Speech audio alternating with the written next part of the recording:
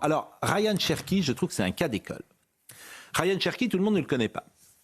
C'est un joueur de football remarquable qui est franco-algérien.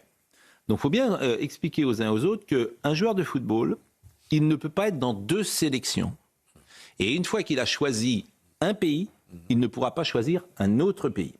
Donc, Ryan Cherki aurait pu choisir l'Algérie et il a accepté la convocation de Didier Deschamps, c'est-à-dire qu'il jouera maintenant en équipe de France, il ne pourra plus jamais jouer pour l'Algérie.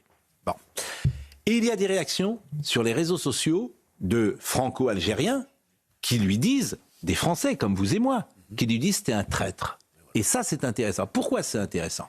Parce que quand Zidane a été convoqué la première fois il y a 40 ans en équipe de France, toute la communauté algérienne était fière, précisément, qu'il porte le maillot de l'équipe de France. Et aujourd'hui, c'est le contraire.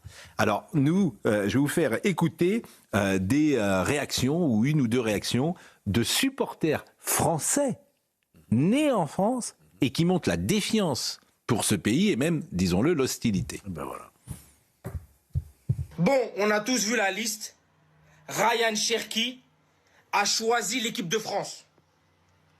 Maintenant que tu as choisi l'équipe de France, faudra assumer. Faudra assumer, clairement. Parce que quand ils vont te faire une Karim Benzema ou une Nabil Fekir, faudra pas venir pleurer. Et toi là, Maranès Akliouche, on n'a pas besoin de toi aussi. Que ce soit toi et la reine Cherki, c'est bon, il a fait son choix, tout ça là. Mais toi, on n'a pas besoin de toi aussi. Va en équipe de France, on n'a pas besoin de toi. Nous, on veut des hommes, les hommes. Écoutez par exemple un autre témoignage, parce que ça donne la couleur précisément. Écoutons. Eh oui. Mais quelle erreur! À partir d'aujourd'hui, j'active le pressing N'Golo Kanté Prime. Prime, j'ai dit. Tout ce qu'ont mangé tes prédécesseurs, ça t'a pas suffi. Non. Le Ramadan, la Marseillaise, tout ça, ça ne te suffit pas. Tu veux continuer? Pas de problème. Déjà, moi, j'appelle tous les Algériens de France à boycotter ce mec de A à Z. Personne dans l'espace public n'aurait parlé comme ça à Zinedine Zidane quand il a choisi Il n'y avait pas les réseaux de jouer. sociaux. Il a eu des clics, Zinedine Zidane.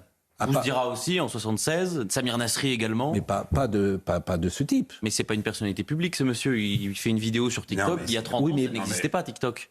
Et pour le coup, il y y avait beaucoup de Franco-Algériens qui faisaient ce reproche à Zidane. Ah non, jamais, non Jules, mais non, parce que jamais. Je pense qu'ils étaient fiers. Mais Jules, vous vous trompez complètement, je vous assure. Vous vous trompez complètement. J'étais dans le foot, j'ai été en 1990.